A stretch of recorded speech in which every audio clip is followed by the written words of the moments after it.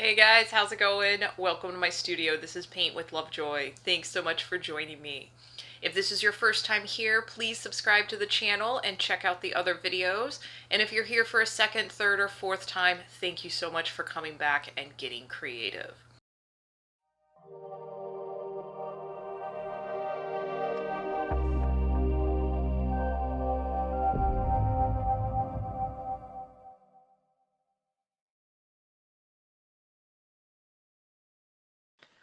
Alright guys, it's going to be another fun painting for my first time painters. So grab your supplies, transfer your traceable to your surface, and as always, make sure you take your progress photos.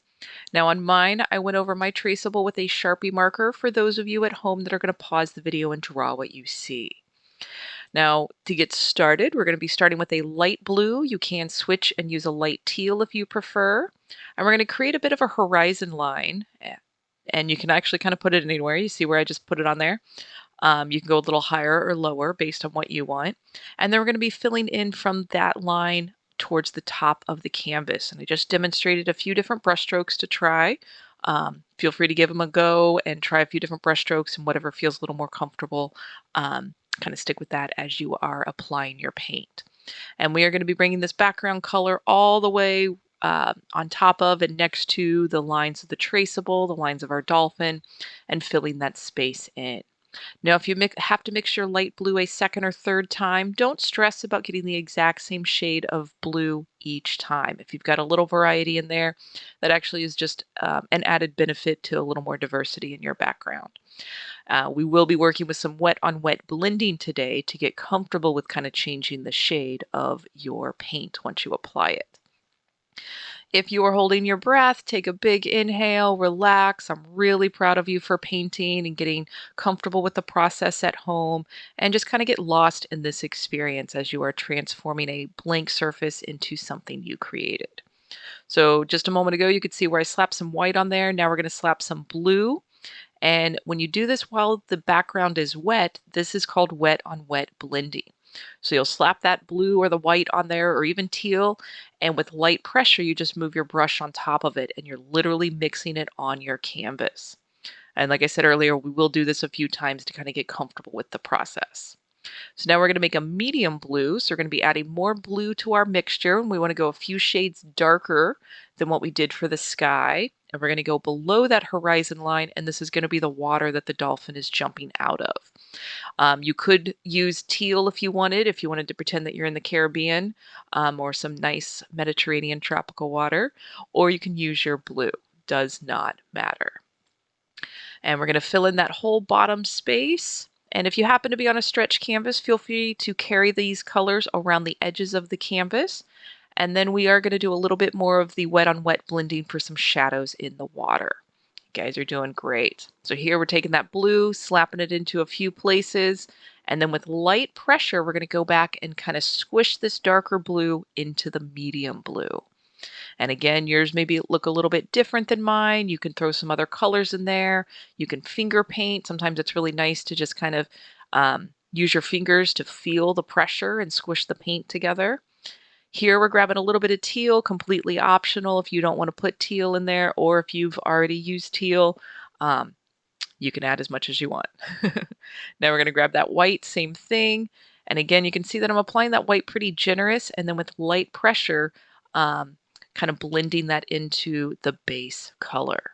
And the more that you paint, the more comfortable you get with the process, and the easier it is when you go to paint your next painting.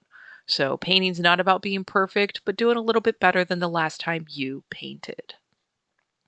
All right, so do whatever you want to your background, get all those colors in there, and then pause the video, take your progress photo, and then we're going to move into making a light gray for our dolphin. And you can see that I put some white aside. We're going to grab just a little bit of black, and you see I kind of push it on the edge, and again, making a very, very light gray. If yours is lighter or darker than mine, totally okay. If you want to add a touch of blue, a little hint of blue to it, you can. You can do a bit of a bluish gray, or you can go a completely different color. Your call. And we're going to be going right over the dolphin. I'm going over all those traceable lines. I'm going over the black lines that I did at the beginning and covering it, getting good coverage. And with student grade paint, to get good coverage, sometimes you have to apply your paint a little bit thicker, and sometimes you may have to do 2 coats of it. So adjust your process based on the paint that you have and the outcome that you want. Again, totally okay to do multiple layers on here to get to the opacity that you need based on your paint. All right, so again, like I said, we're filling up all that space. If you need to switch brushes to get a little more control with the pointy brush or the medium flat brush, feel free to switch out. What I'm doing on screen is merely just suggestions. You adjust for what you need. Again, remember to breathe, relax, enjoy the process.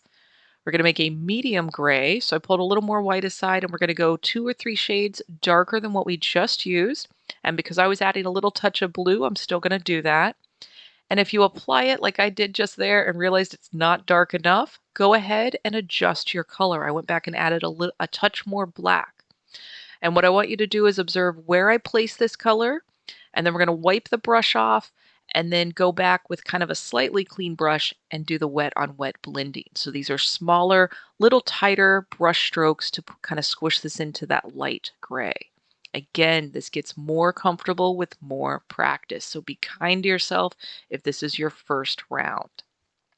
So building on that same thing, we're going with a darker gray. And again, that was just adding more black to our mixture, and we're putting this in just in a few select areas, a smaller area than we did the last step. And then again, you can wipe that brush off, and I am using that pointy brush. You'll wipe that brush off, and then we'll go back and kind of squish that into the base. Like I said, this is wet on wet blending, and you're getting good practice with controlling your brush strokes and getting comfortable with blending into wet paint. Again, remember to breathe. I'm proud of you for painting at home. All right, and then same thing, we're going to clean that brush. We're going to grab some white paint. And again, observe where I place the white paint. Mimic that to the best of your ability on your canvas. And if you're inclined to put it somewhere I do not, trust your instincts and go ahead and do that. The nice thing with acrylic paint is if you paint something you don't like, you just let it dry and then you can paint on top of it again. So again, just observe where I put the white. That's considered the highlight value on our dolphin. And we're going to pause the video, take your progress photo. Really proud of you guys. You're doing awesome. And we're going to use black paint and the pointy brush, and we're going to outline our dolphin. Completely optional. You do not have to do this. And I do recommend that you let your background and the dolphin dry before you do this. And it generally takes about 10 to 15 minutes for the acrylic paint to dry. And then that way you won't have any contamination, and it'll be easier to do the lines. Now, as you're working with the lines, you want to keep light pressure with your brush. Light pressure will create a skinnier line. A little bit more pressure will create a wider line. And there are times that you can see that I put my pinky out, and I'll use that as a kind of a steady pivot point on my hand, or you can rest your forearm against the edge of the table. The more that you do this, the more comfortable you get with the process and with the pressure of your brush. So the next time that you go to do an outline or do some small lines, you'll remember this and you'll go, oh yeah, this is easy. This is a little bit more comfortable now. So if you need to turn your canvas sideways or upside down to make some of these lines, go right ahead and do that. You can put it on your lap. Again, anything that you need to do to adjust to make your process of painting more comfortable and enjoyable for you. So now we're going to switch over to white, and we're going to go to that medium flat brush, and we're going to grab the white and hold the brush kind of perpendicular, tap the brush to the canvas. This is going to be the spray of the water as the dolphin is jumped out of the water. And again, we're going to overlap a little bit of that tail, some of the spray that's coming on here from the water. And again, this is something that does not have to be perfect. And you want to reload that brush every couple of brush strokes. I am slightly twirling the brush in my finger as I make this perpendicular tapping mark, so that way the marks don't look exactly the same. And I do recommend that you get out of your chair, look at it from a distance and go, oh, I need a little more splash here. I need a little more white there. Trust that and add what you need to your painting. You're doing great. And this is one place that you could be a little more heavy-handed. It's okay to have a lot of that spray and a lot of that water coming and overlapping the tail. And then we're going to take a little bit of white. We're going to put a tiny little dot in the eye, a little bit of a catch light. And again, trust your instincts. If you want to add a highlight or something somewhere I did not, I'm just kind of adjusting that eye. Feel free to go back and forth and do what you need to finalize your painting. I'm really proud of you guys. You're doing great. Thanks so much for taking time out of your day to paint with me. And until next time, cheers. Hey guys, I hope you enjoyed the process of painting and I hope how you liked how your paintings turned out. I'm really proud of you for painting at home. As you're uploading your pictures to social media, please tag me at or hashtag paintwithlovejoy or email me your pictures paintwithlovejoy@gmail.com. I really enjoy seeing those. I try to post them on social media and encourage other beginners and first-time painters to try painting. So please share this with your community and keep getting creative. If you have any comments, feedback, suggestions, things you want me to paint in the future, go ahead and leave a comment and I will answer them as quickly as I can and try to get those new paintings in my production list and on the rotation.